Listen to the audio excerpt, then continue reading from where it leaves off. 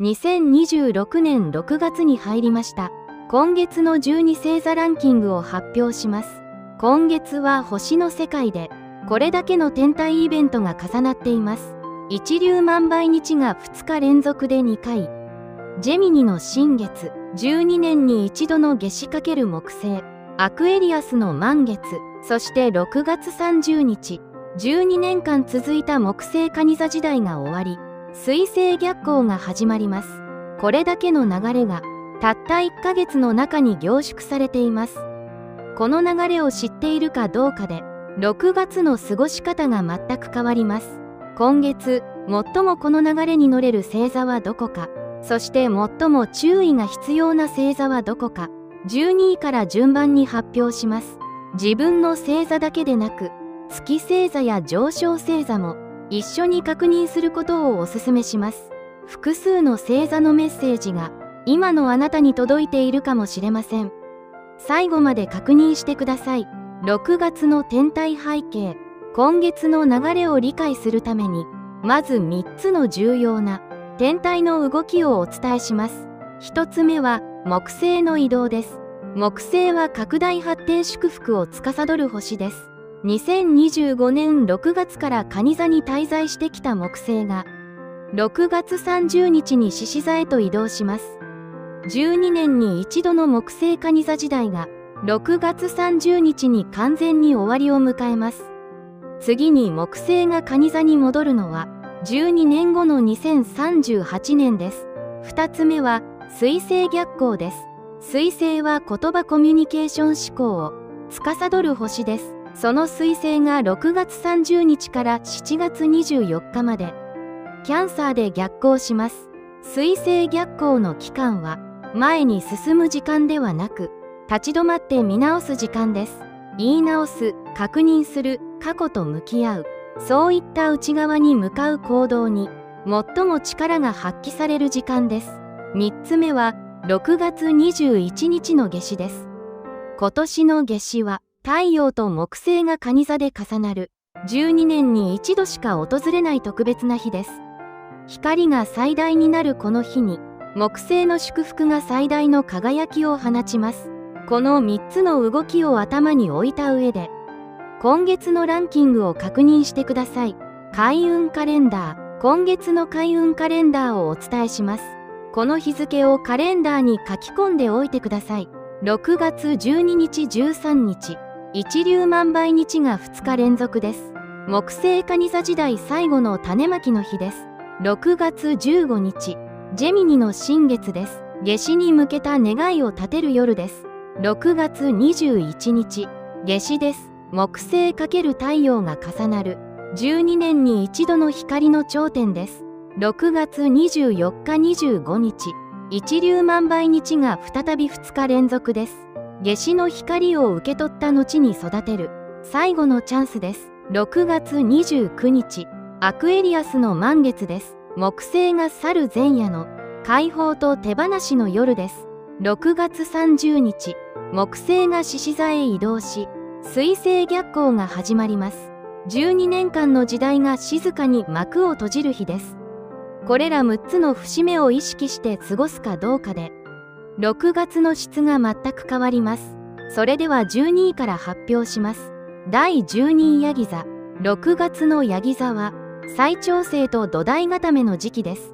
木星が蟹座にいたこの1年間、カプリコーンは木星と真向かいに位置する180度のオポジションという関係にありました。オポジションとは引っ張り合う角度です。拡大しようとする木星の力と慎重に積み上げようとするヤギ座の本質がこの1年間せめぎ合ってきました。そして6月30日に木星が蟹座を去ることでその引っ張り合いがようやく解消されます。6月はその解放に向けた最後の調整期間です。周囲が動き出す流れの中で自分だけ取り残されているような感覚を覚えることがあるかもしれません。でもそれは停滞ではありません。ヤギ座のあなたにとって今月は次の大きな飛躍に向けた土台を深く固める大切な準備の時間です。水星逆行が6月30日から始まることもカプリコーンにとっては追い風です。水星逆行の立ち止まって見直すエネルギーがカプリコーンの丁寧に積み上げる本質と共鳴します。焦って動くより今月は確かめることを優先してください。恋愛運、派手な展開より誠実な積み重ねが評価される時期です。気持ちは丁寧に言葉を選んで伝えてください。仕事運、計画性と継続力が評価されやすい時期です。一粒万倍日の6月12日13日は進行中のプロジェクトを丁寧に見直す日として使うと効果的です。金運、堅実な管理がしやすい運気です。大きな出費より将来を見据えた使い方を意識してください。6月30日に向けてやること、この1年間で積み上げてきたものを一つ言葉にして確認してください。どんなに小さくてもそれが次の時代への土台になります。ラッキーアイテムはスケジュール帳です。予定と目標を紙に書き出すことで焦りが静まり行動が整います。ラッキーカラーはネイビーブルーです。落ち着いた判断力を持ち信頼感を高めてくれる色です。第11位お羊座。6月のお羊座は立ち止まって見直す時期です。木星が蟹座にいたこの1年間、アリエスは木星と90度のスクエアという関係にありました。スクエアとは摩擦を生む角度です。前に進もうとするアリエスの本質と育てることを促す木星の力がぶつかり合う1年間でした。思うように進めない場面やエネルギーの使いどころがわからない感覚があった方も多いでしょう。6月30日に木星が蟹座を去ることでその摩擦がようやく解消されます。でも今月はまだその解消に向けた最後の調整期間です。焦って動くよりまず方向を確認することが先です。水星逆行が6月30日から始まることはアリエスにとって特に注意が必要なサインです。アリエスは行動力が持ち味ですが、水星逆行の期間は動く前に確認することが何より大切になります。言葉の行き違いや早とちりによるミスが起きやすい時期です。今月は一呼吸置いてから動くことを意識してください。恋愛運、素直な気持ちが伝わりやすい一方で言葉が先走りやすい運気です。相手のペースを尊重する姿勢を忘れないでください。仕事運、挑戦意欲は高まりますが確認不足が後で負担になりやすい時期です。一粒万倍日の6月12日13日は新しいことを始めるより今あることを丁寧に確認する日として使うと効果的です。金運、勢いでの出費に注意が必要です。目的を意識してから動くことで満足度の高い募金の流れが保たれます。6月30日に向けてやること、この1年間でエネルギーをぶつけてきた方向を振り返ってください。本当に向かいたい方向はどこかを水星逆行の静けさの中で確認してください。ラッキーアイテムは深呼吸です。道具は必要ありません。動く前に一つ深呼吸をする習慣が今月のあなたを守ります。ラッキーカラーはテラコッタオレンジです。情熱を持ちながらも落ち着いた判断を助けてくれる色です。第10位水亀座。6月の水亀座は解放と手放しの月です。6月29日の満月がアクエリアスで起きます。自分の星座で満月が起きるということはこの1年間で積み上げてきたものが頂点を迎え手放すべきものが浮かび上がってくるということです。木星が去る前夜のこの満月はアクエリアスにとって特別な意味を持ちます。この1年間で不要になったもの、執着してきたもの、本当は手放したかったものがこの夜に自然と浮かび上がってきます。アクエリアスは自由と革新を象徴する星座です。でもこの1年間、木星が真向かいの蟹座にいたことで感情や人間関係というアクエリアスが苦手としやすい領域に向き合うことを促されてきました。その時間はアクエリアスにとって決して楽ではなかったかもしれません。でもその時間には確かな意味がありました。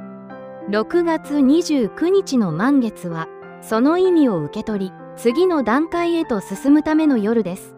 水星逆行が6月30日から始まることも、アクエリアスにとって興味深い意味を持ちます。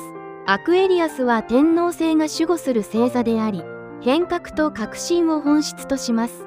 水星逆行の見直すやり直すエネルギーが、アクエリアスの既存の枠を超える本質と組み合わさることで、これまでの常識を超えた新しい発想が生まれやすくなります。逆行期間中に浮かんだアイデアをメモしておいてください。水星逆行が終わる7月24日以降に、そのアイデアが大きく動き出します。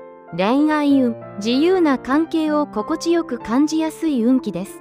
6月29日の満月の夜に、束縛や執着を手放すことで、より本質的な愛の形が見えてきます。仕事運、新しいアイデアが浮かびやすく、改善提案が通りやすい時期です。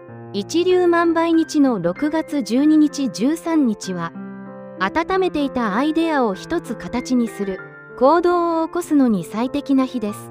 金運、興味のある分野への出費が増えやすい運気です。必要性と楽しさのバランスを意識すると、安心して使えます。6月30日に向けてやること、6月29日の満月の夜に、この1年間で手放せるものを一つ決めてください。紙に書いて、もう手放していいよと、自分に静かに許可してください。その手放しが、次の時代に向けたあなたの自由を、さらに広げます。ラッキーアイテムはノートです。水星逆行中に浮かんだアイデアを、すぐに書き留める習慣が、次の時代への種になります。ラッキーカラーは電気ブルーです。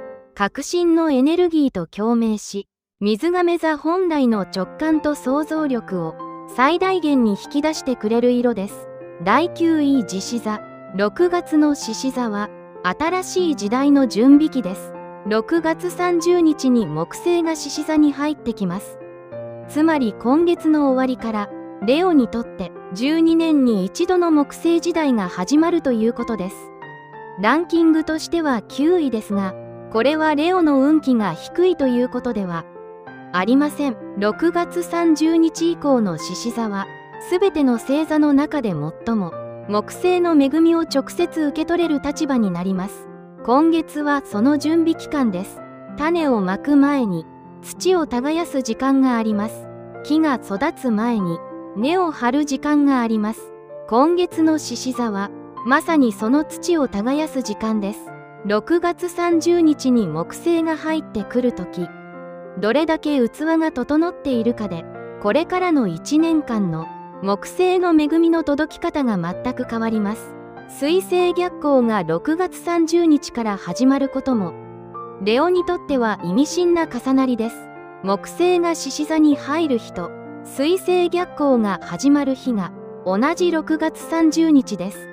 これは外に向かって輝き出す前に、まず内側を整えなさいという宇宙からのメッセージです。水星逆行の期間中は、自己表現よりも自己内省を優先してください。7月24日に水星逆行が終わった時、整った内側から自然と輝きが生まれてきます。恋愛運、自分らしい魅力が伝わりやすい運気ですが、今月は表現するより、受け取ることを意識してください。相手の言葉をじっくり聞く姿勢が関係をより深めます。仕事運、意欲は十分ですが、今月は新しいことを始めるより、今あることを丁寧に完成させることに集中してください。一粒万倍日の6月12日13日は、進行中のことを仕上げる日として使うと効果的です。金運、大きな動きより、来月以降に向けた準備に使うことが吉です。7月以降の木星獅子座時代に向けて、自己投資の計画を立てておいてください。6月30日に向けてやること、木星が獅子座に入ってきた時に、どんな自分でいたいかを一つだけ言葉にしてください。木星獅子座時代に、私はこういう形で輝きたいという言葉を紙に書いてみてください。その言葉がこれからの1年間の羅針盤になります。ラッキーアイテムは手鏡です。自分自身をじっくり見つめる時間が内側を整え、次の輝きの準備を助けてくれます。ラッキーカラーはゴールドです。獅子座本来の輝きを静かに高め、木星時代の幕開けに向けた準備を整えてくれる色です。第8位いて座。6月のいて座は守護星木星を静かに見送る準備期です。サジタリアスの守護星は木星です。その木星が6月30日に蟹座から獅子座へと移動します。サジタリアスにとって木星は最も深いつながりを持つ星です。その守護星がどの星座にいるかによってサジタリアスのエネルギーの方向性が大きく変わります。木星が蟹座にいたこの1年間、サジタリアスは少し遠くから守護星を見守るような時間でした。いつものいて座らしい軽やかさや拡大のエネルギーが少し重く感じられた時期があったかもしれません。それはいて座が弱くなったのではありません。守護星が少し遠い星座にいた分、自分の内側のエネルギーで進む必要があった時間でした。そして6月30日に木星が獅子座に移動します。レオはいて座と120度のトラインという最も調和の取れた角度にある星座です。つまり木星が獅子座に入ることで、サジタリアスは守護星との共鳴が一気に深まります。7月以降のいて座は、この1年間の重さが嘘のように、エネルギーが軽やかに動き出す感覚を覚えるでしょう。今月はその転換に向けた最後の準備期間です。水星逆行が6月30日から始まることも、サジタリアスにとって重要な意味を持ちます。サジタリアスは本来、遠くを見て大きく動くことが得意な星座です。でも水星逆行の期間は、遠くより近くを、外より内を見つめることに力が発揮されます。今月から始まる水星逆行の時間を、守護星が戻ってくる前の内側の棚卸しとして使ってください。恋愛運、楽しい雰囲気は生まれやすいものの、言葉が先走りやすい運気です。水星逆行が近づくにつれて、言葉の行き違いが起きやすくなります。相手の話をじっくり聞くことを意識してください。仕事運、新しいことへの意欲は高まりますが、今月は着手より計画を優先してください。一粒万倍日の6月12日13日は、7月以降に動かしたいことの計画を立てる日として、使うと効果的です。木星が獅子座に入った後に動き出す種を、今月巻いておいてください。金運、出費が増えやすい運気です。楽しさを優先しすぎると、後で調整が必要になります。今月は守りを意識した使い方を心がけてください。6月30日に向けてやること。守護星木星が蟹座にいたこの1年間で、あなたの内側に育ったものを一つ確認してください。遠くを見ることが得意ないて座が、この1年間で近くのものを大切にすることを学んだとしたら、それが木星蟹座時代があなたに残した最大の贈り物です。ラッキーアイテムは地図です。遠くの目的地ではなく、今いる場所を確認することが、今月のいて座にとっての開運行動です。ラッキーカラーは深いパープルです。本質を見つめる力を高め、内側の知恵を引き出してくれる色です。第7位天秤座。6月のライブラは、人間関係の見直しと再構築の時期です。ライブラは金星が守護する星座です。人との調和、美しい関係、バランスを何より大切にする本質を持っています。木星が蟹座にいたこの1年間、ライブラは木星と90度のスクエアという摩擦を生む角度の関係にありました。関係を広げようとする木星の力とバランスを保とうとするライブラの本質がぶつかり合い、人間関係において難しい場面が続いた方もいるかもしれません。6月30日に木星が蟹座を去ることで、その摩擦がようやく解消されます。今月はその解消に向けた最後の整理の時間です。水星逆行が6月30日から始まることは、ライブラにとって特に意味深な重なりです。水星逆行の関係を見直す言葉を確認するエネルギーがライブラの調和と対話という本質と深く共鳴します。この時期にずっと言えなかった言葉を伝えること、誤解されたままになっていた関係を修復すること、距離が開いてしまった誰かに再びつながること、そういった行動がライブラにとって今月最も力を発揮する開運行動です。恋愛運、穏やかなやりとりが心地よく感じられる運気です。本音を飲み込みすぎると不満が残りやすくなります。素直な気持ちを優しく伝えることを意識してください。水星逆行が始まる前の今月中に伝えたかった言葉を届けてください。仕事運、調整力や気配りが評価されやすい時期です。一粒万倍日の6月12日13日はチームの関係を整える行動を起こすのに最適な日です。誰かへの感謝を言葉にすること、確認が必要だった件を丁寧に整理することがこの日の開運行動になります。金運、大きな波はなく安定しやすい運気です。必要なものとそうでないものの見極めを意識すると納得のいく使い方ができます。6月30日に向けてやること、この1年間で関係が変わった人を思い浮かべてください。距離が縮まった人、逆に離れてしまった人、水星逆行が始まる前にもう一度つながり直したい人がいるなら今月中に動いてください。ライブラにとって人間関係の再構築が今月最大の開運行動です。ラッキーアイテムはアロマキャンドルです。好きな香りの中でゆっくり過ごす時間が心のバランスを整え、穏やかな判断を助けてくれます。ラッキーカラーはローズゴールドです。人との縁を柔らかく結び、愛情運と対人運を高めてくれる色です。第6位バルゴ。6月の乙女座は水星逆行を味方にできる特別な時期です。バルゴの守護星は水星です。6月30日から始まる水星逆行は多くの星座にとって注意が必要な時期ですが、バルゴにとっては少し違う意味を持ちます。守護星が逆行するということは、乙女座本来の細かく見直す、丁寧に確認する、完璧に整えるという本質が最大限に発揮される時間に入るということです。水星逆行を恐れる必要はありません。バルゴのあなたにとってこの時期は本来の力が最も輝く季節です。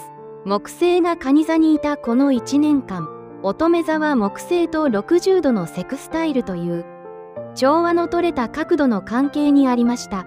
セクスタイルとはチャンスを引き寄せやすい角度です。努力したことが少しずつ形になり、着実に前進できた1年間だったのではないでしょうか。その積み重ねが6月30日の木星移動を前にして、いよいよ目に見える形として現れ始めます。6月はこの1年間の努力が静かに報われ始める月です。水星逆行が始まる6月30日以降は、バルゴの守護星が逆行することで、内側に向かう分析力と洞察力が普段の何倍にも高まります。見落としていたものに気づく、改善すべき点が鮮明に見える、より良い方法を発見する、そういった気づきが水星逆行の期間中に次々と訪れます。恋愛運、相手の言動を深読みしすぎて不安を抱きやすい運気です。考えすぎるほど距離を感じることもあるでしょう。水星逆行前の今月中に気になっていることを相手に直接確認してください。確認することで余計な不安が消えていきます。仕事運、正確さが求められる場面で力を発揮できる時期です。一粒万倍日の6月12日13日はバルゴにとって今月最高の行動日の一つです。丁寧さと几帳面さという乙女座の本来の強みが一粒万倍日の種を万倍に育てる力と完璧に共鳴します。進行中のことを一つ丁寧に仕上げることが夏至に向けた大きな流れを作ります。金運、収支の管理に意識が向きやすい時期です。細かく見直すことで安心感が得られます。節約に偏りすぎず、必要な自己投資は惜しまないでください。6月30日に向けてやること。水星逆行が始まる前に、この1年間で積み上げてきたことをリストアップしてください。どんなに小さくても構いません。できていることを紙に書き出す作業が、バルゴにとって今月最大の開運行動です。そのリストが水星逆行期間中の自信の支えになります。ラッキーアイテムはペンです。考えを紙に書き出すことで頭の中が整理され、悩みや不安を客観的に見つめ直しやすくなります。ラッキーカラーは若草色です。気持ちを柔らかく整え、穏やかな判断を助けてくれる色です。第5位お牛座。6月のタウラスは、木星移動前に豊かさを受け取る最後のチャンスです。タウラスは金星が守護する星座です。豊かさ、安定、自分らしい価値観を何より大切にする本質を持っています。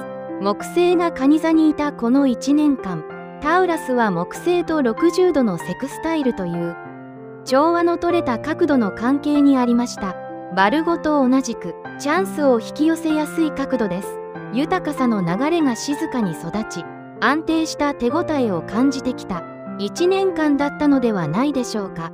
そして6月30日に木星が蟹座を去ります。タウラスにとってこの木星蟹座時代の恵みを受け取れる時間はあと数週間しかありません。今月はその恵みを意識的に受け取る最後のチャンスです。6月12日13日の一粒万倍日はタウラスにとって特別な意味を持ちます。一粒万倍日の種が万倍に実る力と木星蟹座時代の豊かさを育てる力が重なるこの2日間はタウラスが最も得意とする丁寧に積み上げる行動が最大限に力を発揮する日です。この2日間に動いたことが木星移動後も長く続く豊かさの土台になります。水星逆行が6月30日から始まることについては、タウラスは比較的影響を受けにくい星座です。タウラスのじっくり確認してから動くという本質が、水星逆行の立ち止まって見直すエネルギーと自然に調和するからです。ただし、水星逆行前の今月中に、大切な契約や決断は済ませておくことをお勧めします。恋愛運、落ち着いた関係を望む気持ちが高まり、安心感を大切にしたくなる運気です。急がず今の関係を丁寧に育てる姿勢が心を安定させます。木星蟹座時代の最後に大切な人への感謝を言葉にしてください。仕事運、堅実な取り組みが評価されやすい時期です。一粒万倍日の6月12日13日にずっと温めてきた計画を一つ動かしてください。タウラスが丁寧に積み上げてきた努力がこの2日間で一つ形になります。金運、豊かさを受け取る意識が特に大切な時期です。我慢して貯めるより心が納得して動かすお金の使い方を意識してください。人を喜ばせたい気持ちで贈るプレゼント、安心できる空間を整えるための出費、未来の自分を支えるための学び、そういった心からの納得に基づいたお金の流れが運を育てる循環になります。6月30日に向けてやること、木星蟹座時代に豊かになったものを一つ確認してください。お金や物質的なものだけでなく、人間関係、感情、価値観において豊かになったものを探してみてください。それを言葉にして確認した瞬間から、その豊かさはあなたの中に深く根付きます。ラッキーアイテムは観葉植物です。毎日少しずつ育てるものをそばに置くことで、丁寧に積み重ねる意識が自然と高まります。ラッキーカラーはテラコッタです。大地のエネルギーと共鳴し、豊かさと安定を引き寄せてくれる色です。第4位双子座。6月の双子座は、新月が自星座で起きるやり直しと再出発の月です。6月15日の新月がジェミニで起きます。自分の星座で新月が起きるということは、あなた自身の新しいサイクルが始まるということです。さらに双子座の守護星は水星です。6月30日から始まる水星逆行は、ジェミニにとって守護星が逆行する特別な時間です。バルゴと同じく水星が守護星である双子座にとって水星逆行は恐れる時期ではありません。ジェミニ本来の情報を集める言葉で表現する新しいつながりを作るという本質が内側に向かって深まる時間です。外に向けて発信するより内側で情報を整理し本当に伝えたいことを見つける時間として使うことで水星逆行が終わる7月24日以降にジェミニらしい軽やかな言葉と発信が自然と生まれてきます。木星が蟹座にいたこの1年間、ジェミニは木星と30度という小さな調整を促す角度の関係にありました。大きな飛躍というより細かな修正と調整を繰り返しながら進んできた1年間だったかもしれません。でもその細かな調整の積み重ねが今月の新月と水星逆行という節目で一つの形として結実します。6月15日の双子座の新月はこの1年間の調整の総まとめとして新しいサイクルを始める特別な夜です。この夜に言葉にしたことが夏至の光の中で照らし出され水星逆行の静けさの中で深まり逆行終了後に大きく動き出します。恋愛運、会話が弾みやすく距離が縮まりやすい運気です。6月15日の新月の夜に大切な人への気持ちを一つ言葉にしてみてください。水星逆行前に伝えておきたいことがあるなら今月中が最良のタイミングです。仕事運、情報の流れが活発になり動きやすさを感じられる時期です。一粒万倍日の6月12日13日は新しいつながりを作る行動を起こすのに最適な日です。気になっていた人に連絡する、新しいコミュニティに参加する、そんな小さな一歩が大きな流れを作ります。金運、小さな出費が重なりやすい運気です。気づかないうちに負担が増えることもあるでしょう。水星逆行前に収支を一度丁寧に確認しておくことをおすすめします。6月30日に向けてやること。6月15日の新月の夜に夏至に向けた願いを一つ言葉にしてください。ジェミニの新月は言葉コミュニケーション、新しいつながりに関わる願いに特に力を持ちます。この1年間で伝えられなかったことをこれから伝えていくという決意をこの夜に立ててください。その言葉が水星逆行という内省の時間を経てより深くより本質的なものに育っていきます。ラッキーアイテムはイヤホンです。集中しやすい環境を作り内側の声をじっくり聞く時間を支えてくれます。ラッキーカラーはターコイズブルーです。好奇心を高めながら軽やかな発想と深い内省を同時に助けてくれる色です。第3位さそり座。6月のさそり座は木星トライン×水星逆行で深い変容が加速する時期です。木星が蟹座にいたこの1年間、スコーピオンは木星と120度のトラインという最も調和の取れた角度の関係にありました。トラインとはエネルギーが自然と流れ込む角度です。努力しなくてもただ自分らしくいるだけで木星の拡大の力がさそり座のあなたに届いていた1年間です。スコーピオンは深く感じる力、本質を見抜く力、変容する力を持つ星座です。その本質に木星の拡大のエネルギーが直接流れ込んできたこの1年間で、さそり座のあなたの内側では目には見えない深い変容が着実に進んできました。そして6月30日に木星が蟹座を去り、同じ日に水星逆行が蟹座で始まります。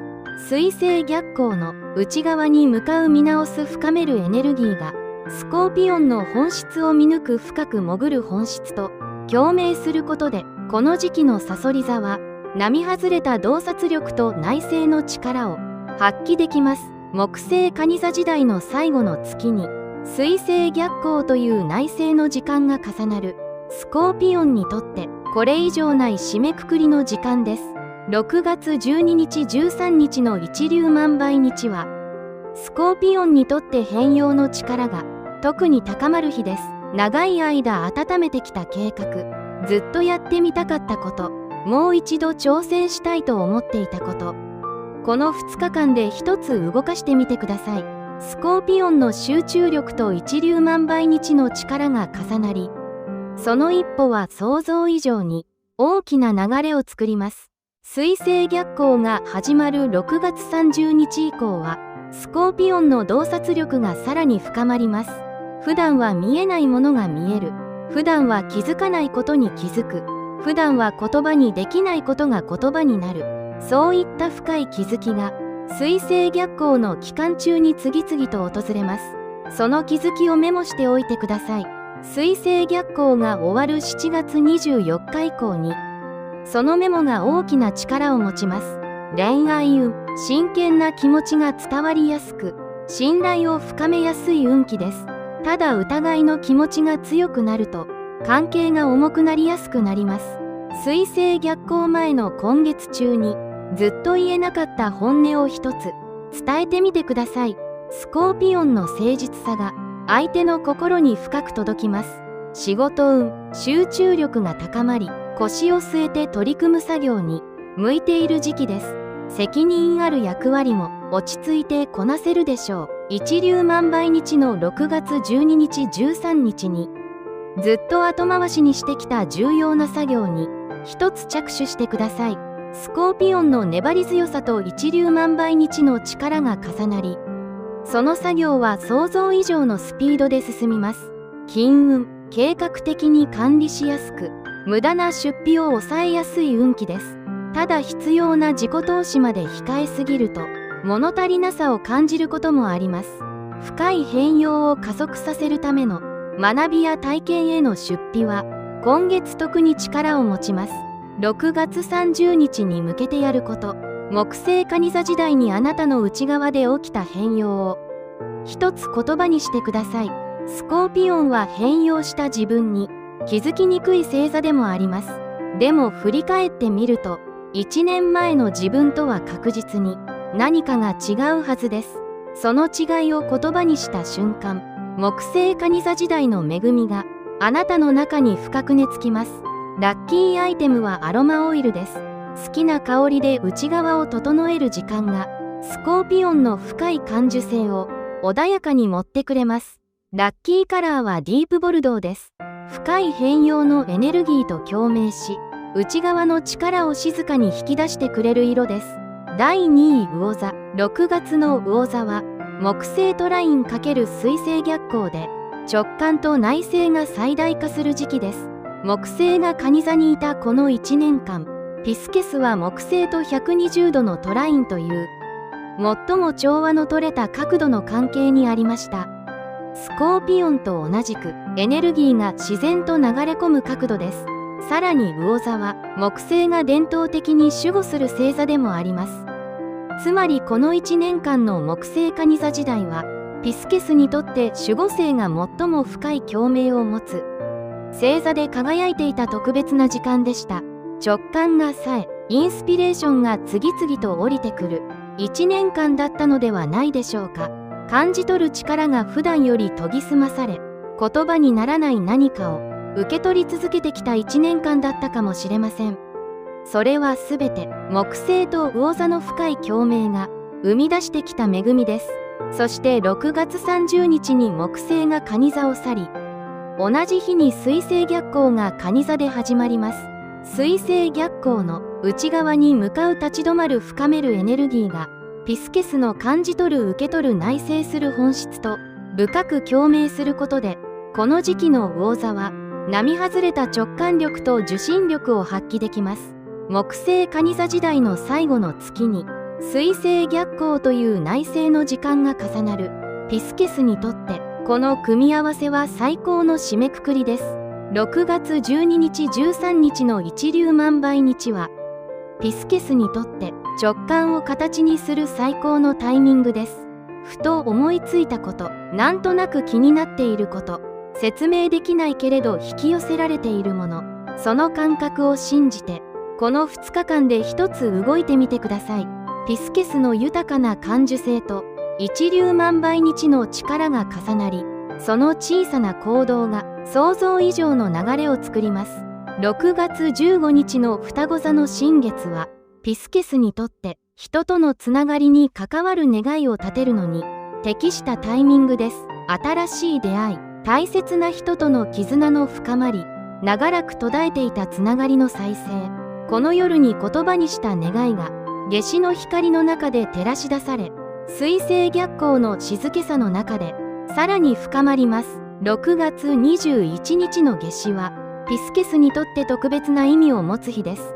水のエレメントである魚座は木星と太陽が蟹座で重なるこの日のエネルギーを体全体で受け取れる状態にあります。この日は感謝の気持ちを一つ声に出してみてください。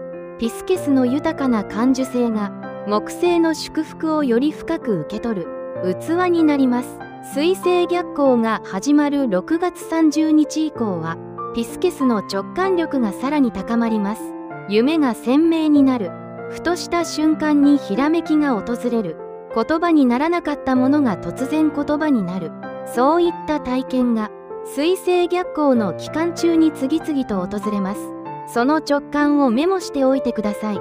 水星逆行が終わる7月24日以降にそのメモが大きな力を持ちます。恋愛運、優しさが伝わりやすい一方で相手に合わせすぎて疲れを感じやすい運気です。自分の本音を大切にしながら穏やかな距離感を意識してください。水星逆行前の今月中にずっと言いたかった気持ちを一つ伝えておくことをお勧めします。仕事運、感性を活かせる場面が増えますが、集中力が散りやすい傾向があります。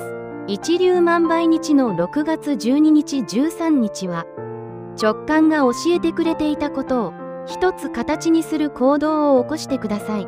なんとなく気になっていたそのことが実は最も重要な種です。金運、気分に左右された出費が増えやすい時期です。購入前にこれは直感からの購入か感情からの購入かを一度確認することで後悔のないお金の流れが保たれます。直感からの購入は今月特に力を持ちます。感情からの購入は少し待ってみてください。6月30日に向けてやること、木星蟹座時代にあなたの直感が教えてくれていたことを一つ言葉にしてください。なんとなく分かっていたけど言葉にしていなかったことを紙に書いてみてください。ピスケスの直感はいつも正しいのです。その直感を言葉という形にした瞬間、木星蟹座時代の最大の恵みがあなたの中に深く根付きます。ラッキーアイテムはクリスタルです。直感を研ぎ澄ませ、ピスケス本来の感受性を豊かに持ってくれます。ラッキーカラーはシーフォームグリーンです。海のエネルギーと共鳴し、直感と癒しの力を最大限に引き出してくれる色です。第一位蟹座、6月の蟹座は12年間の木星時代が完成する人生の転換点です。2025年6月から2026年6月30日まで木星はあなたの星座蟹座に滞在してきました。その木星が6月30日に蟹座を去ります。次に木星が蟹座に戻ってくるのは12年後の2038年です。つまり6月は12年に一度の木星蟹座時代の最後の月です。この1年間、キャンサーのあなたの内側では目に見えない深い変化が着実に進んできました。守りたいものが見えてきた。大切にしたい関係が明確になった。長く後回しにしてきた何かにようやく向き合い始めた。自分の本当の気持ちに少しずつ正直になれてきた。それらすべてが木星蟹座時代があなたに育てた恵みです。そして6月30日に木星が去る同じ日に水星が蟹座で逆行を始めます。水星逆行の内側に向かう見直す深めるエネルギーがキャンサーの守る感じ取る育てる本質と完璧に共鳴することで、この時期の蟹座は木星時代の恵みを最も深く受け取り直せる状態になります。木星が去る前に水星逆行という内省の時間が始まる。これは偶然ではありません。12年間の時代が完成するために最後の仕上げの時間が用意されているのです。6月12日13日の一粒万倍日はキャンサーにとって今年最高の行動日の一つです。一粒万倍日の種を万倍に育てる力と木星が蟹座にいる拡大の力が重なるこの2日間はどんなに小さな行動でもその後の流れを大きく変える可能性を持っています。ずっと後回しにしてきたこと、なんとなく気になっていたこと、心がやってみたいと感じていること、その感覚を信じてこの2日間で一つだけ動いてみてください。6月15日の双子座の新月は夏至のわずか6日前に訪れる最後の新月です。この夜に夏至に向けた最後の願いを一つ立ててください。6月21日の夏至に私はこういう自分でいたいという言葉を紙に書いてみてください。その言葉が6日後の夏至の光の中で照らし出されます。6月21日の夏至はキャンサーにとって12年に一度の最大の節目です。太陽が蟹座に入り木星と重なるこの日、キャンサーのエネルギーは1年で最大の輝きを放ちます。この日の朝、窓を開けて光を受け取ってください。6月15日の新月の夜に書いた紙を読み返してください。感謝していることを一つ声に出してください。それだけで十分です。12年に一度のこの瞬間を意識して迎えることがキャンサーにとって最大の開運行動です。6月24日25日の一粒万倍日は夏至の光を受け取った後の最後の種まきの日です。夏至で感じたことを誰かに言葉として伝えてみてください。または夏至の朝に感じた願いを具体的な行動として一つ動かしてみてください。木星蟹座時代の最後に育てたものをこの2日間でもう一押しすることで次の時代への土台がより深く固まります。6月29日のアクエリアスの満月は木星が去る前夜の特別な満月です。この夜は木星蟹座時代に抱えてきた重さを一つ手放してください。誰かへの怒りかもしれません。自分への失望かもしれません。もう必要なくなった役割や期待かもしれません。手放した分だけ6月30日以降の水星逆行の内省の時間がより深くより豊かなものになります。6月30日は12年間の時代を静かに見送る日です。この日は特別なことをしなくていいです。ただこの1年間を静かに振り返ってみてください。木星蟹座時代に育ったものを一つだけ心の中で確認してください。ああ、この1年間でこれが育ったんだとただ認識するだけで十分です。その認識が12年間の時代の完成です。恋愛運、つながりの再生がテーマです。支えられる勇気、頼れる勇気を持つことが今月の蟹座にとっての愛の成熟です。水星逆行前の今月中に大切な人にずっと言えなかった言葉を一つ伝えてください。その言葉が次の時代の関係の土台になります。仕事運、積み重ねてきた努力がようやく形を持って報われていく時期です。一粒万倍日の6月12日13日は転職や新しい働き方への一歩を踏み出すのに今年最高のタイミングです。ここなら自分らしく笑っていられるかという感覚を大切に選んでください。金運、安心と循環がテーマです。心からの納得に基づいたお金の使い方が運を育てる循環になります。人を喜ばせたい気持ちで贈るプレゼント、安心できる空間を整えるための出費、未来の自分を支えるための学びや準備、そういった使い方が木星蟹座時代最後の月に最も力を発揮します。6月30日に向けてやること、木星蟹座時代に育ったものを一つ確認し、一つ手放し、一つ次の時代へと持ち越す。この3つを6月という月の中でやり遂げてください。それが蟹座にとって12年に一度の時代を完成させる最後の開運行動です。ラッキーアイテムは新しいノートです。木星時代の集大成を書き留める場所を作ることで、この時代の恵みが次の時代へと持ち越されます。ラッキーカラーはパールホワイトです。月と水のエネルギーを持つキャンサーの本来の輝きを最大限に引き出し、12年に一度の幸運期の光を余すことなく受け取れる色です。全星座へのメッセージ、12星座のランキングをお伝えしてきました。1位から12位まで発表しましたが、最後に一つだけ正直にお伝えします。1位だから幸運で、12位だから不運というわけではありません。それぞれの星座にそれぞれの役割と意味がある。6月という月にそれぞれの星座が向き合うべきテーマがある。そのテーマを知っているかどうかがこの月の質を全く変えます。あなたは今知っています。6月という月の全体像をもう一度整理してお伝えします。6月12日13日、一粒万倍日2日連続、木星蟹座時代最後の種まきの日です。どんなに小さくてもこの2日間で一つ動いてください。6月15日、ジェミニの新月、夏至に向けた願いを一つ言葉にする夜です。紙に書いても心の中で決めるだけでも十分です。6月21日、夏至、木星と太陽が蟹座で重なる12年に一度の光の頂点です。この日の朝、窓を開けて光を受け取るだけで十分です。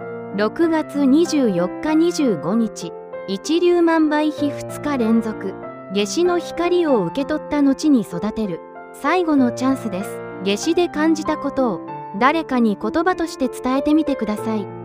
6月29日、アクエリアスの満月、木星が去る前夜の解放の夜です。この1年間で抱えてきた重さを一つ手放してください。そして6月30日、12年間続いた木星蟹座時代が静かに幕を閉じます。同じ日に水星逆行が始まります。この日は特別なことをしなくていいです。ただ、この1年間を静かに振り返り、育ったものを一つ確認してください。その確認が12年間の時代の完成です。水星逆行は7月24日まで続きます。この期間は前に進む時間ではなく、内側を整える時間です。立ち止まる、見直す、やり直す、確認する、そういった行動に最も力が発揮される時間です。恐れる必要はありません。意識的に使うかどうかで全く違う時間になります。どの星座のあなたもこの6月という特別な時間の中にいます。12年に一度の木星蟹座時代の最後の月を意識して生きてください。6月30日という日をただの月末として過ごすのか、12年間の時代の完成として迎えるのか、その違いはあなたの選択だけにかかっています。あなたの星はすでに動き始めています。木星蟹座時代の最後の光が今まさにあなたの上に降り注いでいます。その光を受け取るかどうかはあなたが今日から決めていいのです。この動画が役に立ったと感じたなら、ぜひチャンネル登録とベルマークの通知をオンにしてください。6月30日の木星移動水星逆行開始。7月の転写日×一粒万倍日×大安の最強開運日。7月の新月満月。それぞれのタイミングに合わせたメッセージをこのチャンネルでお届けしていきます。あなたの星座が何位だったか、今月どんなことを意識して過ごしたいかをぜひコメント欄に書いてみてください。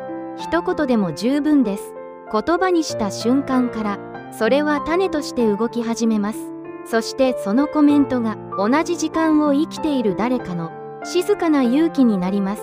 最後までご視聴いただきありがとうございました。2026年6月があなたにとって12年間の集大成となる特別な月になりますように。